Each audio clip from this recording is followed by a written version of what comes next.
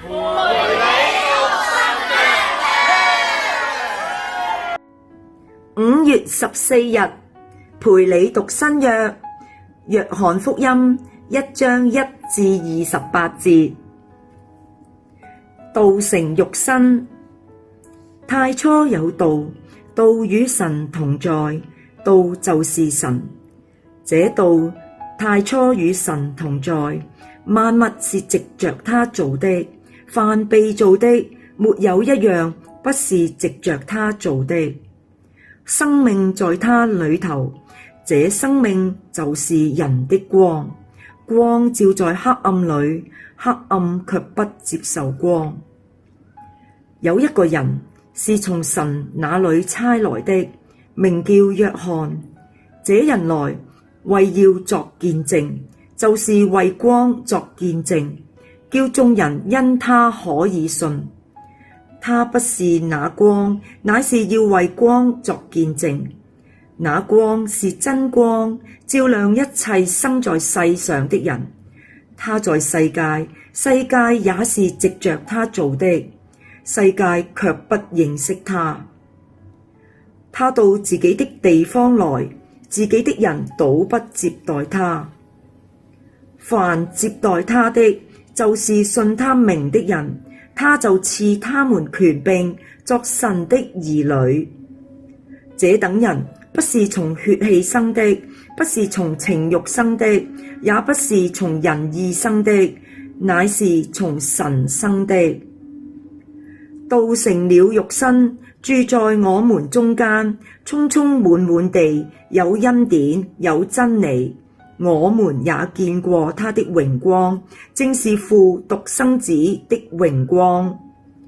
約翰為他作見證，喊着說：這就是我曾說，那在我以後來的，反成了在我以前的，因他本來在我以前。從他豐滿的恩典裏，我們都領受了，而且恩上加恩。律法本是藉着摩西傳的，恩典和真理都是由耶穌基督來的。從來沒有人看見神，只有在父懷裏的獨生子將他表明出來。施洗約翰的見證。約翰所作的見證記在下面。猶太人從耶路撒冷差祭司和利未人到約翰那裏，問他說：你是誰？他就明說，並不隱瞞，明說：我不是基督。他們又問他說：這樣你是誰呢？是以利亞嗎？他說：我不是。是那先知嗎？他回答說：不是。於是他們說：你到底是誰？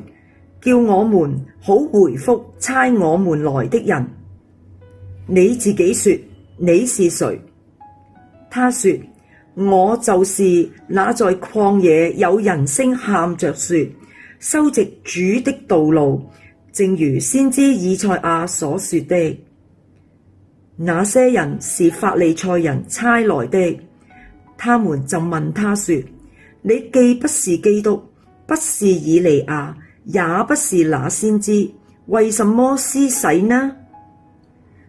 約翰回答說：我是用水施洗，但有一位站在你們中間，是你們不認識的，就是那在我以後來的，我給他解鞋帶也不配。這是在約旦河外伯大尼約翰施洗的地方作的見證。